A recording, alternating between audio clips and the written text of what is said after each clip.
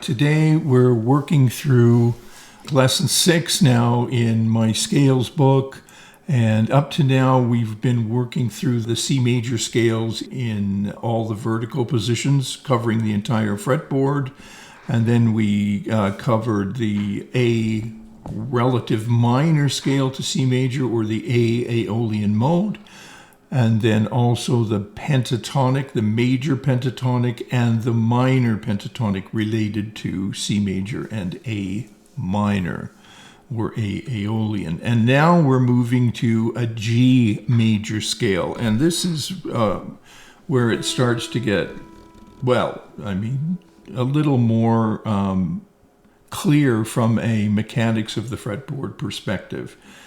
So in the key of G, our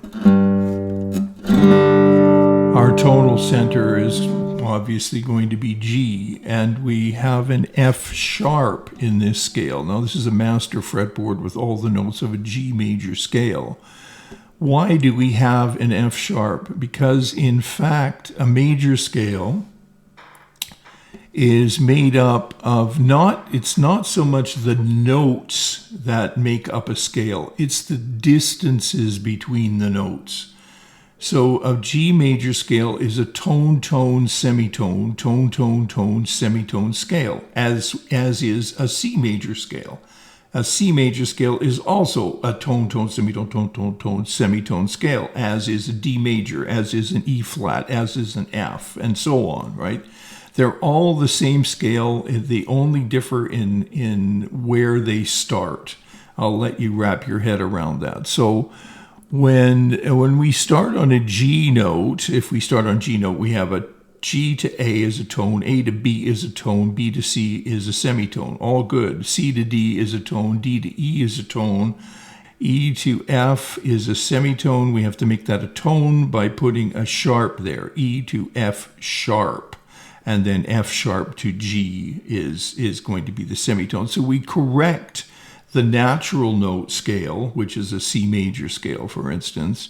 We correct that natural note scale by adding a sharp and thereby getting the tone, tone, semitone, tone, tone, tone, semitone distances correct. Except now we have the tonal center of G.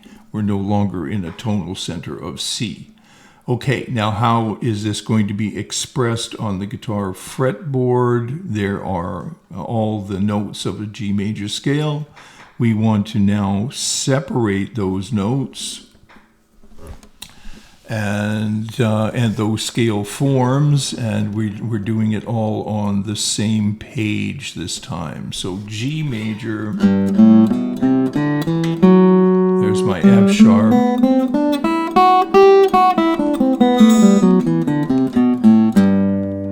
Now, what we should start to notice is that you're going to be using all exactly the same patterns, if you will, or fingerings as you wear in the C major scale.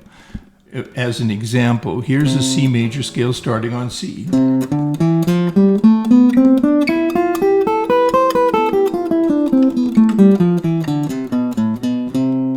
When we play that exact same pattern starting on G,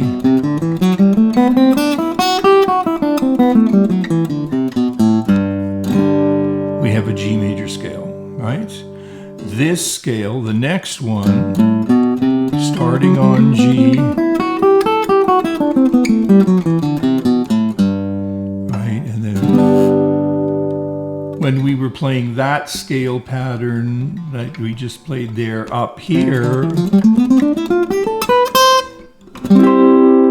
right, it was C because we started on C, right? But here we're starting on a G, so it becomes a G major scale because we have the distances tone, tone, semitone, tone, tone, tone, semitone starting from a G note now, okay?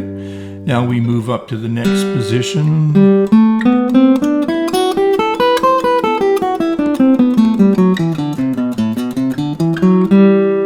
Right, and that's G. When we were playing in C, that was up here. We'd start that same position from a C, right? Same fingering. So what I'm trying to emphasize here is that all of these fingerings are going to be exactly the same as they were in the key of C. There's some anomalies when you're playing in open position and stuff, but you know, all you have to do is take a look. Now yeah, so we played this one last. Now we're here, G. Each of the scales starts from G. This is actually this one here. You see how this is like a little C chord? And move this down here. Right, it's the same position, except it sort of looks different because we're not fingering the open strings, right? Same same pattern.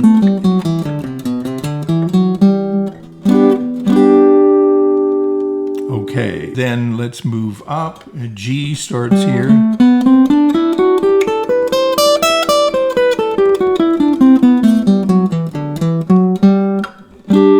G, and when we were playing C, that was same fingering and pattern. We're down here because we were starting from C. And then G. This is the octave repeat.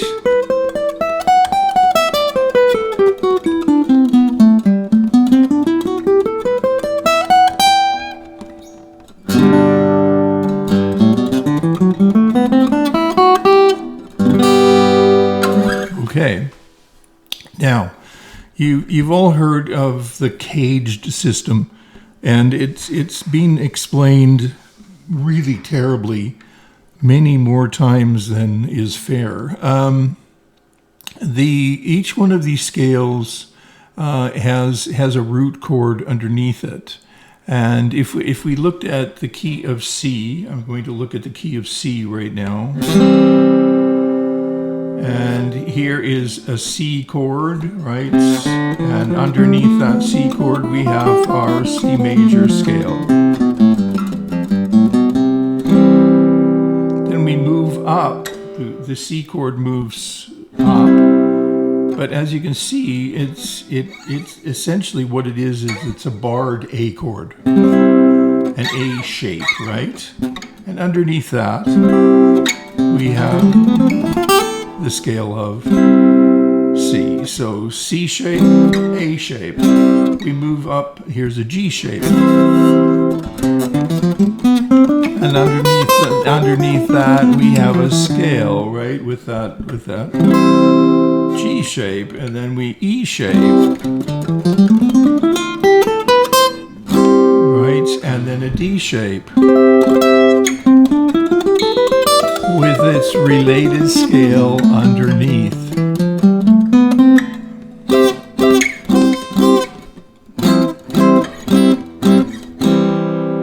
C, A, G, E, D spells caged. It's just a nice, simple, sensible, common sense system. All right, but can we apply the same thing to a G major scale? So if we start with the G,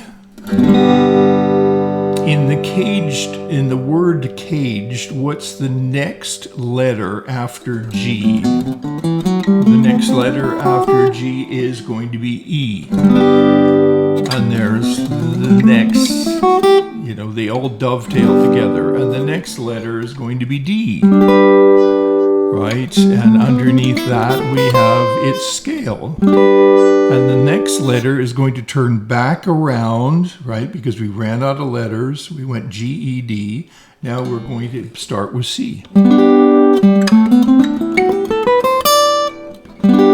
And after C, we have A, an A shape.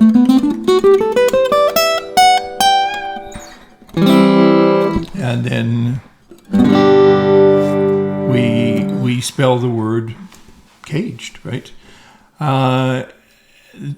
Now the same thing is going to take place for all of the major scales. If I if I so C and G, or sort of like I could start with A, or I could start with E, I could start with D, and the same thing is going to happen. Now, and so there, and the point of this is that you can play in all keys up and down the fretboard and connect all the scales in all keys. That's the objective here, and so you understand the mechanics of how the instrument works. Mechanically speaking, like how do all these scales fit together? Well, that's how they fit together. That caged method is really clever, smart.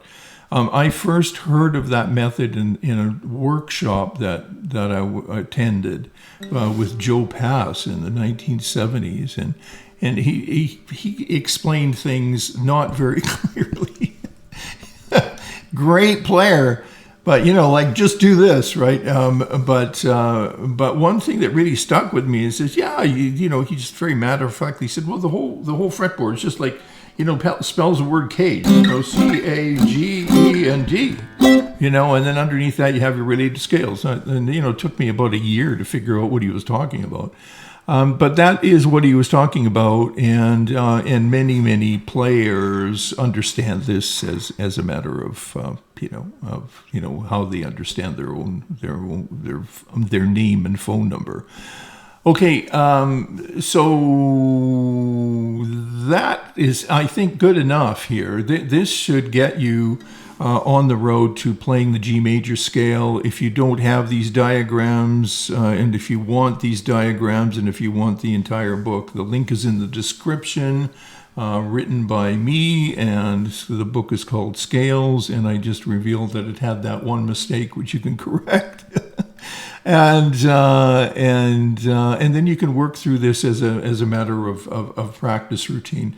The idea would be to go through a system of scales in all keys. I would probably in my practice have gone through C and then G and then 2 sharps of D and 3 sharps in the key of A and so on, and then back to the flat keys, F and B flat and E flat and A flat and so on, right? And then you're going to start to have a very complete and clear understanding of not only the mechanics of the fretboard, but the fundamentals and foundations of theory. Okay, that's it.